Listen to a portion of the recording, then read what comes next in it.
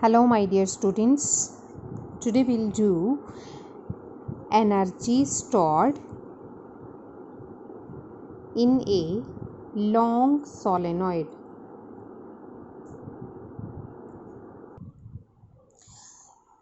Long solenoid में हमने energy stored निकालना है। स्टूडेंट्स, हमें पता है लॉन्ग सोलेनॉइड क्या होता है। किसी आयरन रोड के ऊपर जब हम कंडक्टिंग वायर की इस तरह से टार्न्स देते हैं then that is called as a solenoid, है ना। तो इस एक तरह का इंडक्टर ही होता है ये, क्योंकि because inductor is also such kind of coiled form of a wire. Okay, तो इंडक्टर या सोलेनॉइड एक ही बात है। तो energy stored in an inductor हमने कर रखा है कि energy stored in an inductor, we know that, यहाँ से लिखेंगे, we know that energy stored in an inductor is given by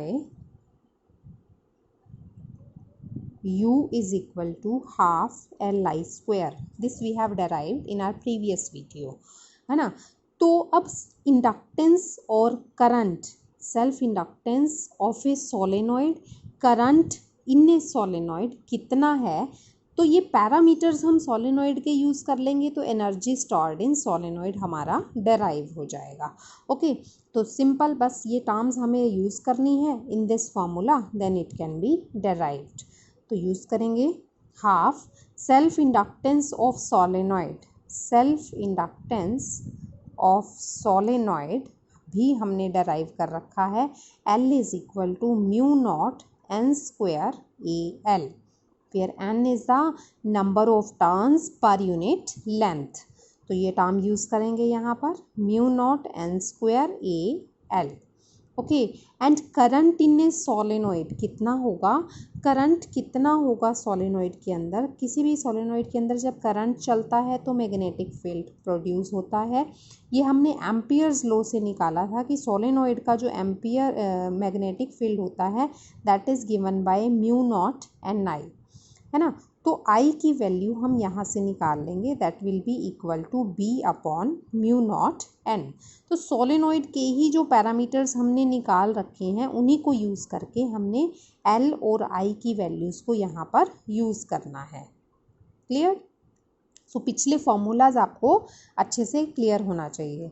तो I का वैल्यू यहाँ पर हमारे पास क्या आ गया, B upon mu naught N।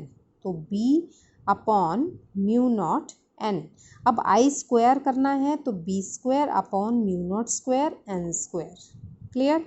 अब इसे सॉल्व करेंगे, म्यू नॉट का एक पावर कैंसिल हो गया, N square is cancelled to N square, तो क्या बच गया हमारे पास, half mu naught B square into AL। This is the formula for energy stored in the solenoid. Clear?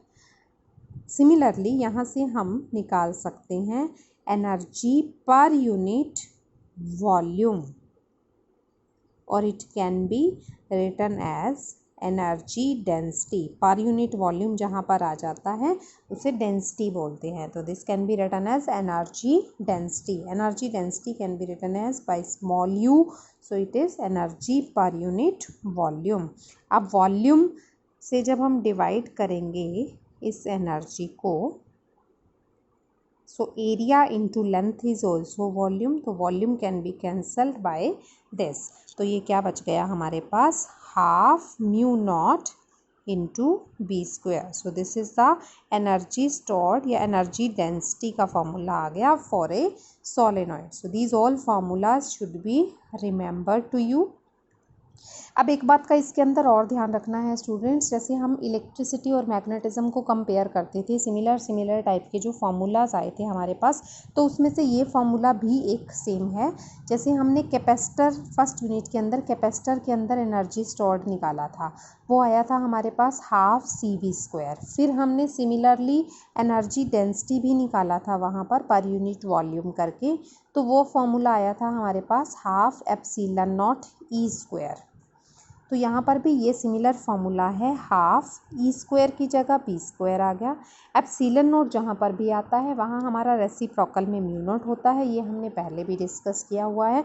So this is the same kind of formula as it was used in electricity also. Okay, और एक बात और ध्यान में रखनी है आपको यहाँ पर कि कैपेसिटर के अंदर जब एनर्जी स्टोर होती है that is always in the form of electric field. This is very important term students.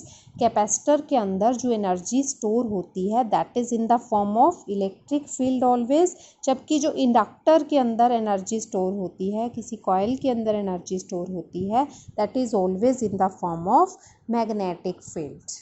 Clear? So these terms are very important. Energy expressions are also important. So derive this and practice for such derivations. Okay, thank you.